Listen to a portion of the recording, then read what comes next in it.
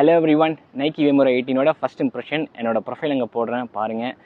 நைக்கிலேருந்து max cushion ட்ரைனராக release ஆகிருக்கிறது தான் இந்த மாடல். ஸோ ஸ்பெக் என்னோட அன்பாக்ஸில் சொல்லியிருக்கேன். லெட் ஸ்டார்ட் வித் அப்பர் வந்து இன்ஜின் மெஷ்.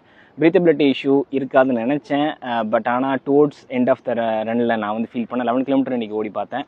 ஸோ நான் லாங் ரன் ஓடலான்னு பிளான் பண்ணியிருக்கேன். அதில் நான் செக் பண்ணிவிட்டு என்னோட டீட்டெயில் ரிவ்யூவில் சொல்கிறேன். Tongue no problem, lace no issues, and then pad thick padding, heel padding அது எந்த பிரச்சனையும் இல்லை. ஹீல் கவுண்டர் அந்த லெவல் லாக் பண்ணலை. US 9 என்னோட சைஸு எனக்கு இங்கே ரொம்ப லாங்காக போனதுனால லைட்டாக ஸ்லிப் ஆச்சு. மேபி ரன்னர்ஸ் நாட் போட்டால் அது இருக்காதுன்னு நினைக்கிறேன். Coming to the main selling point, zoom X. என்னோடய ஃபஸ்ட் எக்ஸ்பீரியன்ஸ் ஜூம் எக்ஸ் ஃபோமில் செம்ம ஃபன்னாக இருந்துச்சு.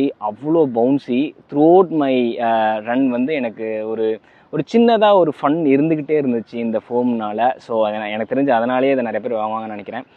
அதுக்கப்புறம் பார்த்தீங்கன்னா ஃபிட்டு வந்து ஸ்னக் ஃபிட்டுன்னு சொல்லுவேன். எல்லா நைக்கிலையும் ஒரு பிரச்சனை இருக்கும், நேரோ வைப்பாங்க. பட் இது நேரோ இல்லை, பட் ஸ்டில் வைடருக்கு இது கொஞ்சம் ப்ராப்ளம் வரும். பட் ஸ்டில் எனக்கு வந்து ஃபிட்டு ஸ்னக்காக தான் இருந்துச்சு.